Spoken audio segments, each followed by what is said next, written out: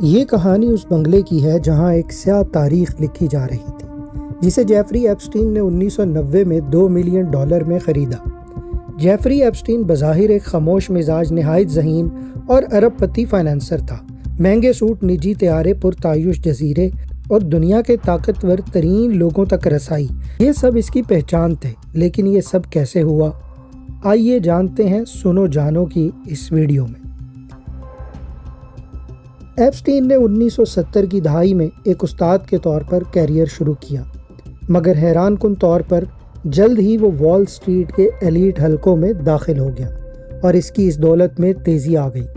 Epstein نے اپنا مالیاتی کاروبار شروع کرنے سے پہلے بطور استاد اور پھر بروکر کے طور پر کام کیا۔ بعد ازاں اس نے اپنی کمپنی ایپسٹین اینڈ کو کی بنیاد رکھی، ایک مشاورتی اور دولت کی مینجمنٹ فرم جس نے $1 بلین سے زیادہ کے اثاثوں والے کلائنٹس کی خدمت کا دعویٰ کیا۔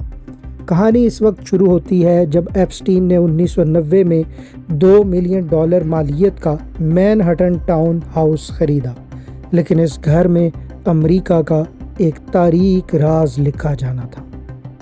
ایپسٹین اس گھر میں چھوٹی لڑکیوں کو اسمگل کرتا تھا جنہیں قریبی اسکول سے شکار کیا جاتا تھا، یا وہ لڑکیاں جو غریب گھرانوں سے تعلق رکھتی تھیں جن کا شکار آسان ہوتا تھا۔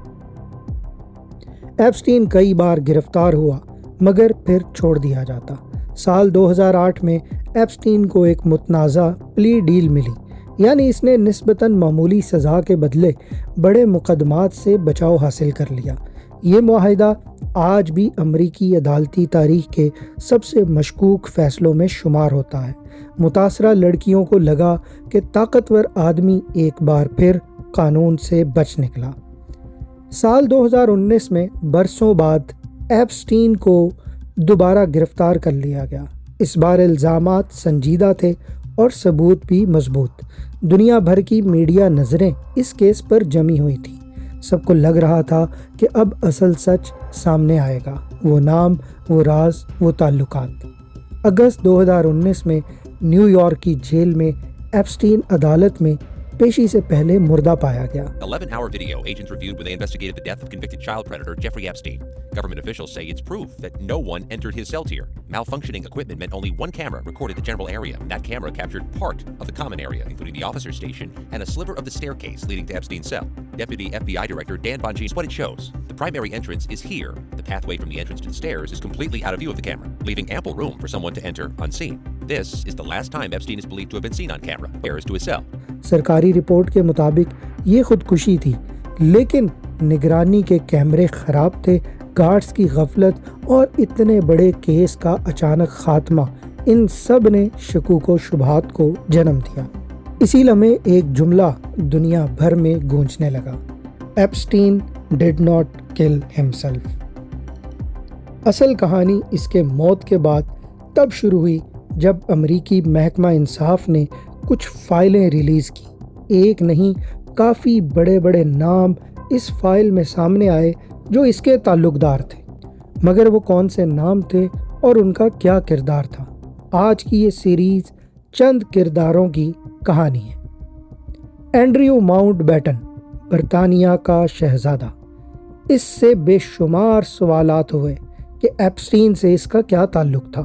ورجینیا گریفر، جو کہ ایک مظلوم لڑکی تھی اور ایپسٹین کے ہاتھوں شکار ہوئی تھی، اس نے بتایا کہ ایپسٹین نے اس کو سمگل کیا تھا اور اینڈریو ماؤنٹ بیٹن مطلب برطانیہ کے شہزادے کو اس کے ساتھ سیکس کرنے کی ہدایت کی تھی۔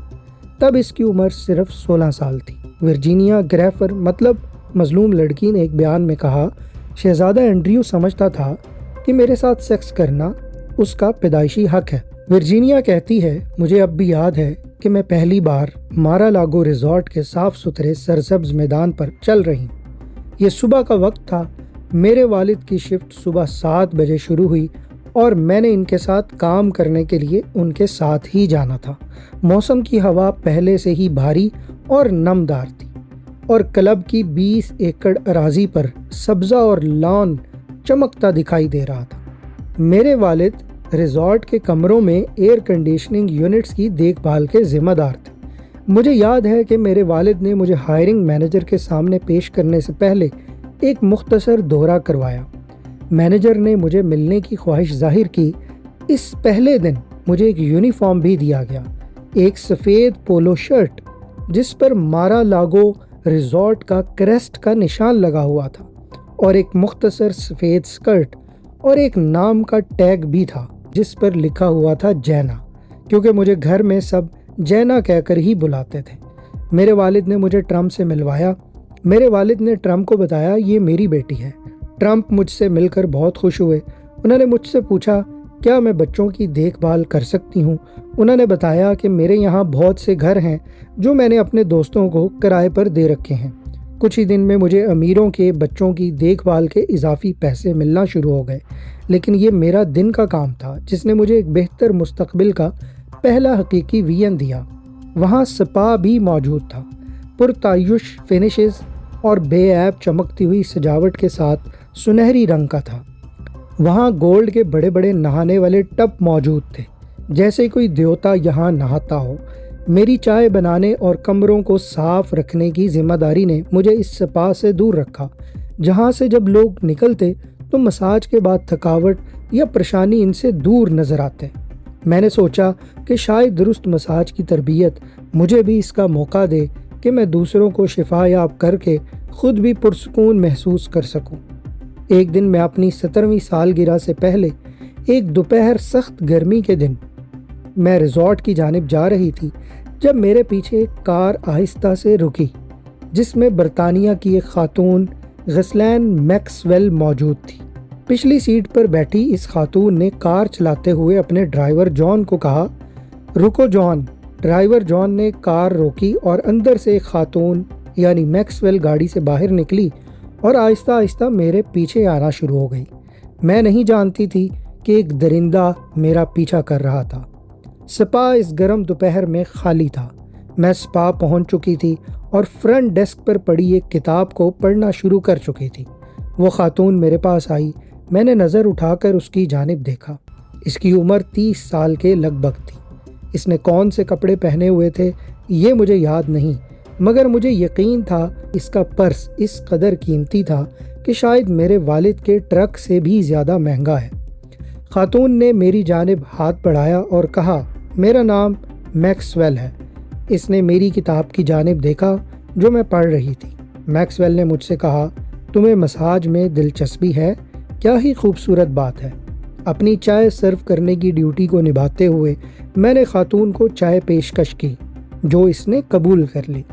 میکسویل نے بات جاری رکھی اور مجھ سے کہا، وہ ایک امیر آدمی کو جانتی ہے جو ریزورٹ کا ممبر ہے، لیکن اسے مساج تھراپسٹ کی ضرورت ہے جو اس کے ساتھ سفر کر سکے۔ میکسویل نے کہا، تم جب رات اپنا کام ختم کر لو تو اس کو آ کر مل لو۔ آج 20 سال بعد بھی مجھے یاد ہے کہ میں اس دن بہت خوش تھی۔ میں نے اس کا فون نمبر اور اس کے امیر دوست کا پتہ لکھ لیا تھا، اور اس کا ایڈریس تھا 358 358 ایل بریلو وے، پام بیچ۔ وہ خاتون جا چکی تھی۔ کچھ گھنٹوں کے بعد میرے والد نے مجھے ٹرک پر بٹھایا اور 5 منٹ کی دوری پر واقع اس گھر پر لے گئے۔ اس 5 منٹ کی ڈرائیو کے دوران میرے اور والد کے درمیان زیادہ بات چیت نہیں ہوئی۔ میرے والد پیسہ کمانے کی اہمیت کو جانتے تھے۔ وہ بہت ہی محنتی تھے، محنت سے پیسہ کماتے تھے۔ جب ہم پہنچے تو ہم نے خود کو ایک وسیع و عریض 2 منزلہ 6 بیڈ روم والی حویلی کے سامنے پایا۔ بہت سی ٹی وی دستاویزی فلموں میں اس گھر کو ایک خوشنما سفید رنگ میں دکھایا جا چکا تھا، جیسا کہ یہ برسوں بعد تھا۔ لیکن 2000 کے موسم گرما میں جب ہم اس گھر پر پہنچے تو وہ ایک شوخ گلابی رنگ کا تھا۔ اس سے پہلے کہ میرے والد ٹرک کا انجن بند کر پاتے، میں نے گاڑی سے خوشی سے چھلانگ لگا دی۔ لکڑی کے بڑے دروازے پر پہنچ کر گھنٹی بجائی۔ میکسویل نے جواب دیا اور باہر آ گئی۔ اسے چھوڑنے کے لیے آپ کا بہت بہت شکریہ، اس نے میرے والد سے کہا۔ سب مسکرائے، لیکن ماضی میں دیکھا جائے تو میکسویل میرے والد کے جانے کے لیے کافی بے صبر لگ رہی تھی۔ میکسویل نے مجھے کہا، جیفری تمہارا انتظار کر رہا ہے، یعنی ایپسٹن جیفری۔ میں سیڑھیاں چڑھ کر جب اوپر جا رہی تھی تو دیواروں پر برہنہ عورتوں کی تصاویر موجود تھیں جن سے میں نے نظر بچائی اور سوچ رہی تھی کہ شاید امیر لوگ ایسے ہی رہتے ہیں یا یہ امیروں کی زندگی کا سٹائل ہوتا ہے۔ جب ہم دوسری منزل پر پہنچے تو میکسویل دائیں مڑ کر مجھے بیڈ روم میں لے گئی۔ ہم نے کنگ سائز بیڈ کے گرد یو ٹرن لیا، پھر ایک ساتھ والے کمرے میں داخل ہوئے جس میں ایک مساج ٹیبل تھی۔ ایک برہنہ آدمی اس کے اوپر منہ کے بل لیٹا ہوا تھا، اس کا سر اپنے چوڑے بازوؤں پر ٹکا ہوا تھا، لیکن جب اس نے ہمیں داخل ہوتے ہوئے سنا تو اس نے میری طرف دیکھنے کے لیے سر اوپر اٹھایا۔ مجھے اس کی بھاری بھویں اور اس کے چہرے کی گہری لکیریں یاد ہیں جب وہ مسکرا رہا تھا۔ میکسویل نے میرا تعارف کروایا۔ ایپسٹن نے مجھ سے بات کی اور کہا، تم مجھے جیفری کہہ سکتی ہو۔ اس وقت جیفری تقریباً 47 سال کا تھا۔ جب میں جیفری کے پیچھے چل رہی تھی تو میں نے میکسویل سے پوچھا، کیا جیفری کو ایک شیٹ اپنے بدن پر زیب تن نہیں کیے ہونے چاہیے تھا؟ میکسویل نے جواب دیا، برہنہ بدن یعنی ننگا بدن یہاں ایک نارمل بات ہے۔ پھر میں نے خود کو سمجھایا کہ سب ٹھیک اور نارمل ہے اور مجھے بس اپنا کام کرنا ہے۔ پام بیچ میرے آبائی شہر لوکساچی سے صرف 16 میل کے فاصلے پر تھا، لیکن معاشی تقسیم کی وجہ سے بہت دور تھا۔ ایک جانب کہاں یہ امیر اور کہاں میرا گھر۔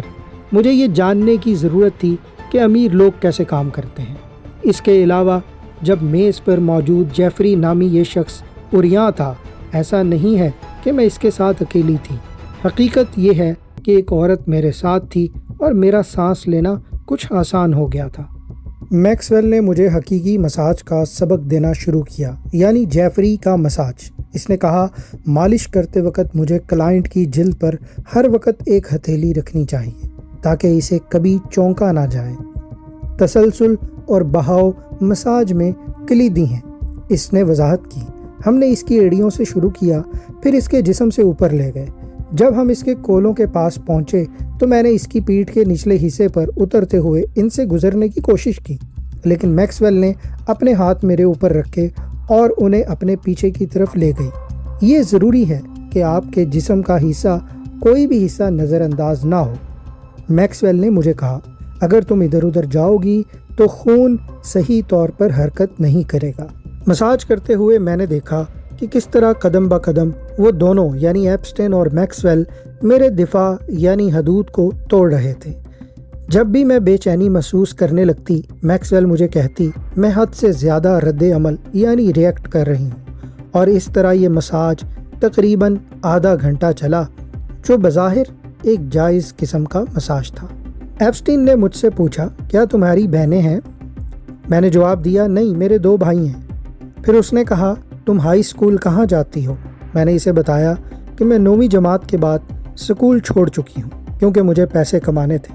میں صرف 16 سال کی تھی۔ پھر ایپسٹن جیفری نے سوال کیا، کیا تم برتھ کنٹرول لیتی ہو؟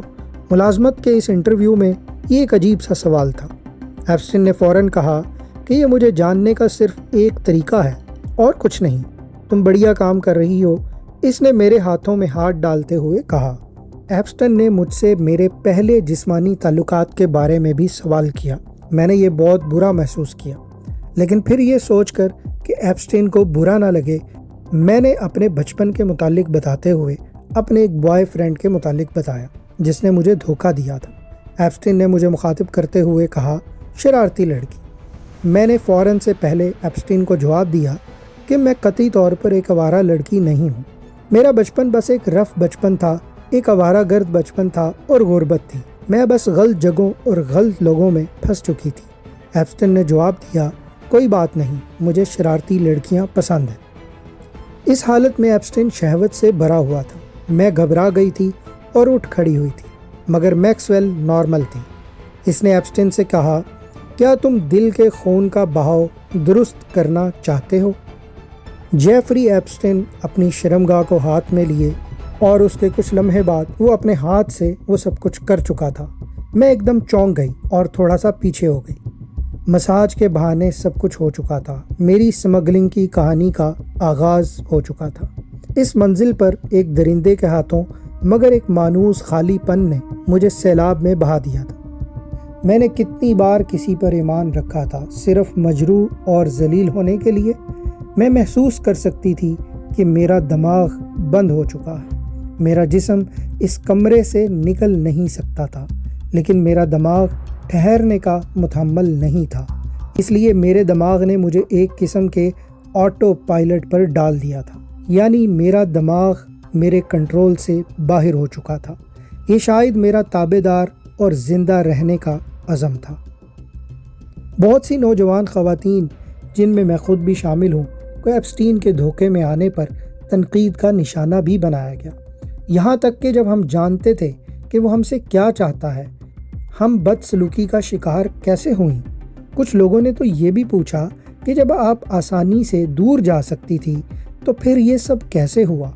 لیکن یہ موقف کیا اس بات کی چھوٹ دیتا ہے کہ ایپسٹین نے ان لڑکیوں کے ساتھ کھیل کھیلا جو غریب تھیں اور جن کا ماضی مشکل تھا، جن کے زخموں نے انہیں کمزور بنا دیا تھا۔ ہم میں سے بہت سے بچوں کے ساتھ چھیڑ چھاڑ یا عصمت دری کی گئی تھی۔ ہم میں سے بہت سے غریب یا بے گھر تھیں۔ ہم لڑکیاں تھیں جن کی کسی کو کوئی پرواہ نہیں تھی۔ ایپسٹین نے ہماری دیکھ بھال کا بہانہ کیا تھا۔ اس نے ایک ماہر ہیرا پھیری کی تھی۔ اس نے ڈوبنے والی لڑکیوں کے لیے لائف لائن کی طرح نظر آنے والی چیز پھینک دی تھی۔ اگر لڑکی رقاصہ بننا چاہتی تھی تو اس نے رقص کے سبق کی پیشکش کی۔ اگر وہ اداکار بننے کی خواہش رکھتی تھی تو اس نے کہا کہ وہ ان کو ٹی وی میں کردار ادا کرنے میں مدد کرے گا، اور پھر اس نے ان کے ساتھ بدترین سلوک کیا۔ ایک دن غالباً 2 ہفتے بعد ایپسٹین نے مجھے اپنے دفتر آنے کو کہا۔ اس نے کہا، تم مارا اے لاگو ریزورٹ میں اپنی نوکری چھوڑ کر میرے لیے فل ٹائم کام کرو۔ اس نے کہا کہ وہ مجھ پر چیزوں کو آسان بنانا چاہتا ہے، لیکن اس کی چند شرائط تھیں۔ اس کے ملازم کے طور پر میں دن رات اس کی ایک کال پر حاضر رہوں گی، اور ایک اور چیز، میں اپنے والد کے اپارٹمنٹ میں مزید نہیں رہ سکتی۔ ایپسٹین نے کہا کہ مجھے ہر وقت آتے جاتے دیکھنا انہیں، یعنی ایپسٹین کے دھندے کو، مشکوک بنا سکتا ہے۔ ایپسٹین نے مجھے $2500 دیے اور کہا ایک اپارٹمنٹ رینٹ پر لے لو۔ میں نے پہلے کبھی ہاتھ میں اتنی بڑی رقم نہیں دیکھی تھی۔ میں نے اس کا شکریہ ادا کیا، یہاں تک کہ میرے سر میں پریشانی کی لہر دوڑ گئی۔ اس وقت تک میں نے درجنوں لڑکیوں کو اس کے گھر سے آتے جاتے دیکھا تھا۔ بہت سے لوگ ایک بار آئے اور پھر واپس دوبارہ کبھی نہیں آئے۔ میں نے سوچا اگر ان تمام باقی لڑکیوں نے اتنی جلدی ان سے جان چھڑائی تو کیا ایپسٹین آخر کار مجھے بھی پھینک دے گا؟ ایپسٹین کو میری پریشانی کا احساس ہو چکا تھا۔ ایپسٹین نے اپنی میز کے گرد گھومتے ہوئے ایک قدرے دھندلی تصویر اٹھا کر میری طرف پھینکی۔ تصویر کچھ فاصلے سے لی گئی تھی، لیکن یہ میرے چھوٹے بھائی کی تصویر تھی۔ اس وقت میں نے خوف کا ایک وار اپنے اندر محسوس کیا۔ ایپسٹین نے کہا، ہم جانتے ہیں تمہارے بھائی کا اسکول کون سا ہے۔ ایپسٹین ایک لمحے کے لیے رکا اور ورجینیا کو کہا کہ وہ کبھی کسی کو نہیں بتائے گی۔ وہ مسکرا رہا تھا، لیکن اس کی دھمکی واضح تھی۔ ایپسٹین نے مزید کہا کہ میں پام بیچ پولیس ڈپارٹمنٹ کا مالک ہوں، لہٰذا پولیس بھی اس کے بارے میں کچھ نہیں کرے گی۔ ورجینیا کو لگا کہ اب وہ بری طرح پھنس چکی ہے۔ میں ریزورٹ پر ایپسٹین کی کال پر انٹر کورس کے لیے، مطلب جسمانی تعلق کے لیے حاضر ہو جایا کرتی تھی۔ کئی بار وہاں کئی دوسری لڑکیاں بھی موجود ہوتیں۔ کئی بار مجھے میکس ویل کی کال بھی آتی تھی۔ ان کے پاس سیکس ٹوائز بھی موجود تھے۔ ایپسٹین اپنے سوئمنگ پول میں نہاتا اور پھر اپنا کچھ کام کرتا۔ اکتوبر 2000 میں میکس ویل اپنے پرانے دوست مطلب شہزادہ اینڈریو برطانوی شہزادے سے ملنے نیو یارک گئی۔ اینڈریو ملکہ الزبتھ کا دوسرا بیٹا تھا۔ ہیلووین تہوار پر دیگر مہمانوں کے ساتھ، جن میں ڈونلڈ ٹرمپ اور ان کی ہونے والی بیوی میلانیا کناؤس بھی شامل تھی، میکس ویل اور پرنس اینڈریو نے جرمن سپر ماڈل ہیڈی کلم کی طرف سے دی ہڈسن کے ہوٹل میں منعقد کی گئی پارٹی میں شرکت کرنی تھی۔ میکس ویل کو مشہور لوگوں خصوصاً مردوں کے ساتھ اپنی دوستی پر بہت فخر تھا۔ وہ اس بارے میں بات کرنا پسند کرتی تھی کہ وہ سابق صدر بل کلنٹن سے کتنی آسانی سے فون پر بات کر سکتی تھی۔ میکس ویل اور ایپسٹین نے ایک ساتھ وائٹ ہاؤس کا دورہ بھی کیا تھا جب بل کلنٹن صدر تھے۔ جبکہ میکسویل اور ایپسٹین عام طور پر الگ الگ بیڈ روم میں سوتے تھے اور شاذ و نادر ہی ایک دوسرے کا ہاتھ چومتے یا پکڑتے تھے۔ اسی ورجینیا گریفر کے مطابق میکسویل اور ایپسٹین مکمل ایک دوسرے کے کاروبار میں شریک تھے۔ ایپسٹین نے، جس نے میکسویل کو اپنا سب سے اچھا دوست قرار دیا تھا، اسے طاقتور لوگوں سے جوڑنے کے لیے میکسویل کی مہارت کی تعریف بھی کی تھی۔ میکسویل نے بدلے میں اس بات کی تعریف کی کہ ایپسٹین کے پاس اس شاہانہ زندگی کے لیے فنڈز فراہم کرنے کے لیے وسائل موجود تھے، جس کے بارے میں وہ سوچتی تھی کہ وہ اس کی مستحق تھی، لیکن اسے اپنے والد رابرٹ میکسویل کی موت کے بعد مالی مشکلات کا سامنا کرنا پڑا۔ پارٹیز اور سماجی ماحول میں میکسویل اکثر متحرک نظر آتی، لیکن ایپسٹین کے گھرانے میں اس نے پارٹی پلانر کے طور پر زیادہ کام کیا۔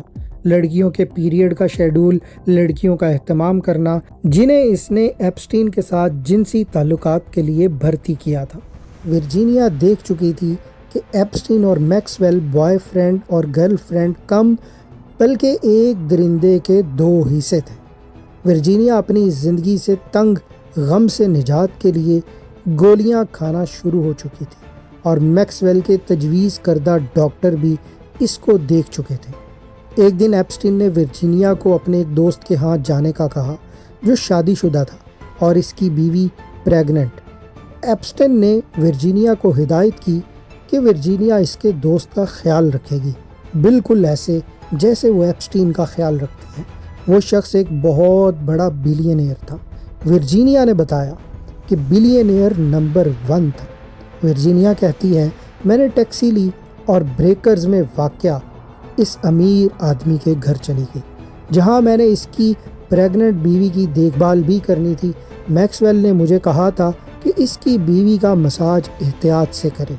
میں پریگننسی کے مساج کی احتیاطیں نہیں جانتی تھی، پھر بھی میں نے قریباً 45 منٹ تک اس پریگننٹ عورت کو مساج کیا اور پھر وہ اپنے کمرے میں واپس چلی گئی۔ گھر میں گھومتے ہوئے وہ بلینئر شخص مجھ سے ملا اور مجھ سے جسمانی تعلق کی خواہش ظاہر کی۔ جسمانی تعلق سے فارغ ہونے کے بعد اس بلینئر نے مجھے $100 دیے۔ ورجینیا جیسے ہی گھر سے نکلی، اس نے خود کو مایوس اور انسانی احساس سے بالکل خالی پایا۔ ورجینیا کا کہنا تھا، ایپسٹین نے مجھے اپنے کئی دوستوں کو بھیجا۔ میں ایک بار ایک یونیورسٹی کے ریسرچر کو، ایک پروفیسر کو خدمات دینے کے لیے بھی گئی تھی۔ یہ صرف سائنسدان نہیں تھے جن تک رسائی حاصل کرنے کے لیے ایپسٹین نے اپنے وسیع وسائل کا استعمال کیا تھا۔ جس طرح مجھے طاقتور مردوں کی ایک بڑی تعداد کے پاس سمگل کیا گیا۔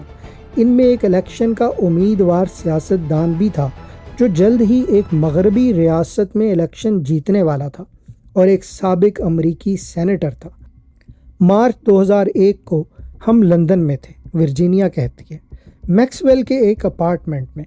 ہائیڈ پارک سے تھوڑی ہی دور ایک سفید رنگ کا میوز ہاؤس۔ میکسویل نے مجھے صبح 10 بجے اٹھا دیا۔ اس نے کہا کہ یہ ایک خاص دن ہونے والا ہے، سنڈریلا کی طرح۔ میں خوبصورت شہزادے سے ملنے جا رہی تھی۔ ایپسٹین کا پرانا دوست پرنس اینڈریو اس رات ہمارے ساتھ کھانا کھانے آ رہا تھا۔ میکسویل نے کہا کہ مجھے خاص طریقے سے تیار کرنے کا کہا گیا تھا۔ میکسویل اور میں نے اس دن کا بیشتر حصہ خریداری میں گزارا۔ اس نے مجھے بربیری سے ایک مہنگا پرس اور 3 مختلف لباس خرید کر دیے۔ جب پرنس اینڈریو گھر پہنچا تو میکسویل معمول سے زیادہ بے چین تھی۔ جینا کی عمر کا اندازہ لگائیں۔ میکسویل نے شہزادہ اینڈریو سے پوچھا۔ ڈیوک آف یارک، جو اس وقت 41 سال کے تھے، بڑا صحیح اندازہ لگایا۔ اس نے کہا 17 سال۔ اس نے کہا میری بیٹیاں آپ سے تھوڑی چھوٹی ہیں۔ شہزادے نے اپنی درستگی کی وضاحت کرتے ہوئے ہمیں بتایا۔ ایپسٹین نے شہزادے کو اینڈی کہہ کر پکارا، جس کے بعد میں نے بھی اسے اینڈی کے نام سے پکارنا شروع کر دیا۔ ایپسٹین اور میکسویل کے جرائم کو بے نقاب کرنے کے لیے جو کچھ ہوا، اس کے لیے مزید کارروائی کی ضرورت ہے، کیونکہ کچھ لوگ اب بھی سوچتے ہیں کہ ایپسٹین ایک سائیکو یا معاشرے سے الگ تھلگ شخص تھا، اور وہ لوگ غلط ہیں۔ وہ خواتین اور لڑکیوں کو جس طرح سے دیکھتا تھا، استعمال کرنے اور ضائع کرنے کی چیز کے طور پر۔ یہ کچھ طاقتور مردوں کے درمیان غیر معمولی بات نہیں تھی جو یہ سمجھتے ہیں کہ وہ قانون سے بالاتر ہیں، اور ان میں سے بہت سے لوگ اب بھی اپنی روزمرہ زندگی گزار رہے ہیں اور اپنی طاقت کے فائدوں سے مزے اٹھا رہے ہیں۔ ایپسٹین کے حلقے میں شامل لوگوں سے بیوقوف نہ بنیں جو کہتے ہیں کہ وہ نہیں جانتے کہ وہ کیا کر رہا تھا۔ ایپسٹین نے نہ صرف یہ چھپایا کہ یہ کیا ہو رہا تھا، بلکہ اس نے چند بڑے لوگوں کو یہ سب دکھا کر ایک خاص خوشی بھی حاصل کی تھی۔ افسوسناک طور پر ورجینیا، جو کہ تمام وکٹم لڑکیوں کے ساتھ ایک جنگ لڑ رہی تھی، اس تمام گروہ کے خلاف، ورجینیا کو بہت سی دھمکیاں اور تھریٹس بھی ملتے تھے، اور بدقسمتی سے ورجینیا گیفری نے تنگ آ کر اور ذہنی پریشر کے اور ذہنی دباؤ کے اندر آ کر 25 اپریل 2025 کو خودکشی کر لی۔ فروری 2022 میں اس کے وکلاء نے شہزادہ اینڈریو سے اس ضمن میں رقم حاصل کی، مگر یہ رقم شہزادہ اینڈریو کی جانب سے کسی بھی ایسے الزام یا ذمہ داری کے اعتراف کے بغیر دی گئی تھی، اور وہ گیفری کے الزامات کی تردید کر رہا تھا کہ اس نے ورجینیا گیفری کے ساتھ کسی طرح کے بھی جنسی تعلقات قائم نہیں کیے تھے، اور یہ کہ اسے ایپسٹین نے اس کے پاس سمگل کیا تھا، یا در حقیقت وہ اس سے ملا بھی تھا۔ لیکن اس کے بھائی کنگ چارلس III نے پھر بھی اس سے گزشتہ سال کے آخر میں ان کے تمام شاہی القابات چھین لیے تھے، جس میں شہزادہ ڈیوک آف یارک کہلانے کا حق بھی شامل تھا۔ یہ کہانی ہمیں بتاتی ہے کہ بعض اوقات اصل جرم صرف ایک فرد کا نہیں بلکہ پورے نظام کی خاموشی کا نتیجہ ہوتا ہے۔ ایپسٹین قید میں مر گیا۔ اس کی ساتھی میکسویل جیل میں 2021 میں قید ہو چکی تھی، اور آج بھی وہ جیل میں قید ہے۔ دوستو، آج چھوٹی عمر کے بچوں اور بچیوں کی حفاظت سے متعلق یورپ اور امریکہ میں سخت قوانین موجود ہیں جو مکمل طور پر فعال ہیں، کیونکہ بہت سخت طریقے سے ان معاملات میں ایکشنز بھی لیے جاتے ہیں۔ یہاں ہم تھوڑی دیر رک کر پاکستان کی جانب چلتے ہیں۔ ایپسٹین فائل سامنے آنے کے بعد پاکستان میں بہت سے لوگوں نے اس بات کی تشہیر شروع کر دی کہ مغرب میں یہ سب ہو گیا، وہ ہو گیا، جو ہمارے معاشرے کے لیے ایک معمول کی بات ہے۔ ہمیں اس شور کو نظر انداز کر کے حقیقت کو دیکھنا ہے۔ پاکستان میں بدقسمتی سے چھوٹی لڑکیوں کی نسبت چھوٹی عمر کے لڑکوں کا استحصال بھی کھلے عام کیا جاتا ہے۔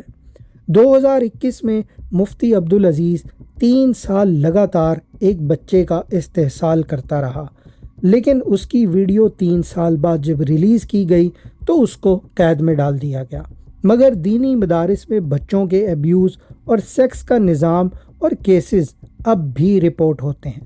سال 2024 میں فیصل آباد کے ایک مدرسے کا مفتی عبد الرحمن ایک چھوٹے بچے سے بدفعلی کرتے پکڑا جاتا ہے۔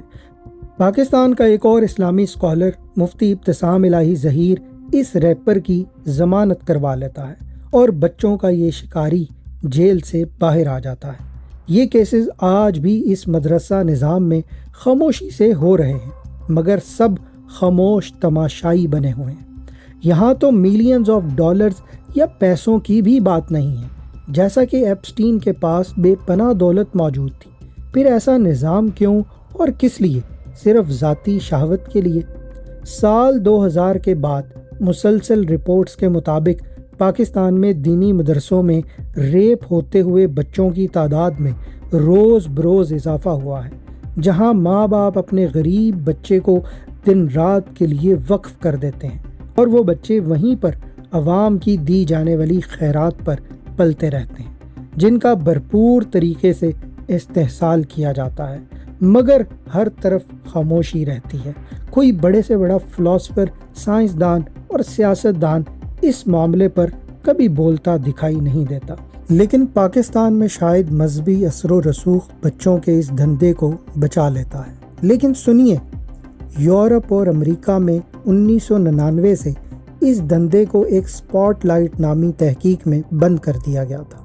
چھوٹے بچوں کے حوالے سے سخت قوانین موجود ہیں۔ اگر آپ ڈپریشن میں ہیں یا خودکشی کا سوچ رہے ہیں تو آپ UK میں BBC ایکشن لائن پر رابطہ کر سکتے ہیں، اور اگر آپ امریکہ میں موجود ہیں تو آپ اس سرکاری نمبر پر رابطہ کر سکتے ہیں 1800-273-8255 یا پھر ایک میسج کر سکتے ہیں 741741 پر۔ اگر آپ کینیڈا میں ہیں تو 988 پر کال کر سکتے ہیں۔ بچوں کی ہیلپ لائن 1800-668-6868 پر بھی رابطہ کر سکتے ہیں۔ بدقسمتی سے یہ مدد یا سہولت پاکستان میں موجود نہیں ہے۔ آپ کے خیال میں اس کی کیا وجہ ہو سکتی ہے؟ ہم آنے والی ویڈیوز میں ایپسٹین فائلز کی مزید کہانیاں بھی آپ کے سامنے لائیں گے۔ کمنٹ میں ضرور بتائیں کہ اگلی ویڈیو میں آپ کون سی کہانی دیکھنا چاہیں گے، اور چینل کو لازمی سبسکرائب کر لیں اور بیل کا بٹن ضرور دبا دیں۔